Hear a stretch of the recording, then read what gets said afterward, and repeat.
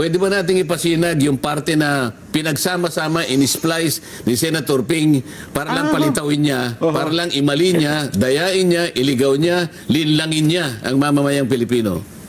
Sige po. Direct. Sige po. Ang gawin natin po para madali, i-give up natin yung KIG. Ang nag-govern pa rin yung international law. So atin yung Kalayaan Island Group. Meron po tayong mga isla na occupied natin ngayon. Ito yung Kalayaan Island Group. Ngunit, they are way, way beyond our EEZ. Wala doon sa limit ng ating exclusive economic zone.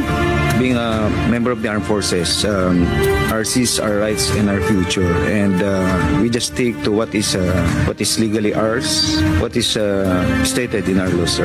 I'd like to congratulate you for responding very well to the questions of the Honorable Marcoleta. Nakita nyo? Nakita ninyo? Samantalang nung tinatanong ko siya, alam mo ba, Kapitan, na yung mga ibang features na ino-occupy natin ay labas sa ating exclusive economy. Hindi siya sumagot. Opo. Hindi na kaya sabi ko, huwag kang mahihiya. Be honest, Kapitan. Wala sila kako sa loob ng ating exclusive economic zone. Pero sinabi ko nga, I will not take it against you. Opo. Ngayon, ang tinanong ko uli, yung nga sinasabi ko, anong political gain, anong economic interest ang ating makukuha kung papayagan natin si Commodore Tariela na hiyain sa magitan ng mga caricatures ang mga heads of state ng ibang bansa. Sinabi niya, we will fight for... doon niya pinasok yun. So pinagsama-sama po niya, para sa ganun, akala mo, pinagigibab ko, sumagot, ilalaban po namin yan, kinongratulate naman niya, nakita niyo kung paano niyo pinagsama-sama?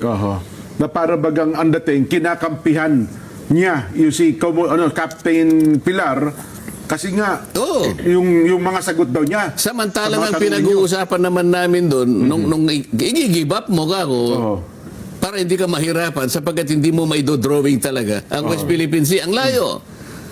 So, gusto ko siyang tulungan sa kanyang paghihirap nasagutin na talagang kung nga yung mga Namria, hirap na hirap siya pa kaya. Yung kapitan. Talagang hindi mo ako magagawa. Para magawa mo yan, para makumpleto mo yan, you give up your KIG. Doon niya kinuha yun. Pagkatapos naglabas siya ng marami pang mga pagpapahayag. Hindi ko lang naibigay kayo, pero babasahin ko. Kasi feeling niya, Sen, mukhang Ito, pakikita ko, gawa niya ito. Sa kanya galing ito, babasahin ko lang. In geopolitics, sabi niya. Tayo, sige, ipakita niya sa... Itong ganito? Yes. Sige, ano po laban, Sen? Habang sabi niya, in geopolitics, the most common sources of information are technical intelligence and homegrown traitors who are willing to sell their country in exchange for what's in it for them.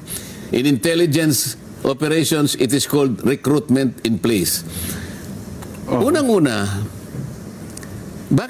bakit dinefine niya yung geopolitics ng ganito? In geopolitics, sabi niya, opo. Geopolitics daw ito na ang most common sources of information are technical intelligence and homegrown traitors who are willing to sell their country in exchange for what is in it for them.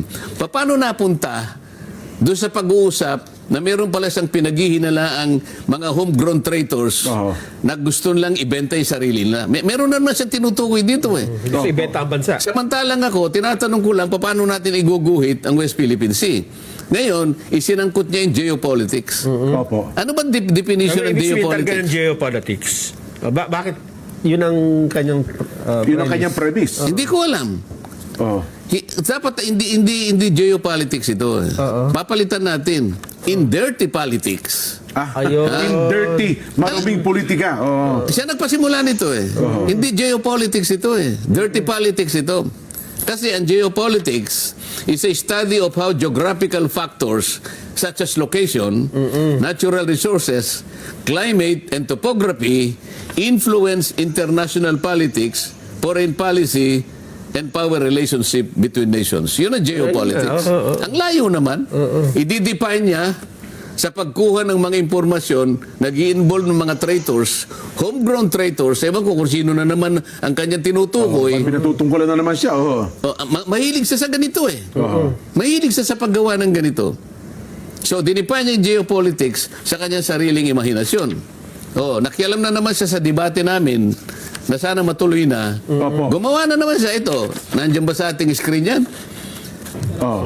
Ang dami niyang pinakikialaman na hindi naman siya kasangkot. Oh. Ayan. Oh. Alam mo sinasabi niya rito? Lacson. Debate on Calayan Islands may affect Pag-asa Islands residents. Ano na naman? Maapektuhan daw yung mga residente ng Pag-asa. Talagang ginugulo niya, tinatakot niya. Oh. The debate proposed by Senator Rodante Marcoleta on whether the Kalayaan Island Group belongs to the Philippines, wala naman ako sinasabi tungkol dito kung kasama. Sila nga ang naglagay sa mapa, hiniwalay nila eh. May not only be agonizing and pointless, but could potentially affect the basic right of abode of the Filipinos already living there. Ha?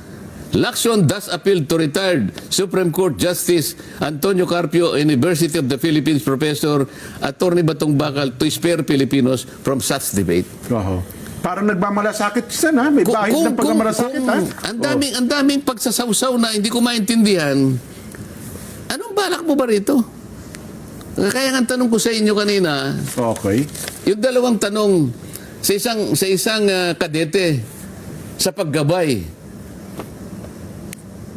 at sa pamagitan ng dalawang pagtatanong. Do I intend to deceive? Do I intend to gain undue advantage? Dapat palang isasagot mo rito ay hindi. Okay. Opo. Para ikaw ay ituring na honorable. Masasagot niya ba ng no itong ginagawa niyang ito?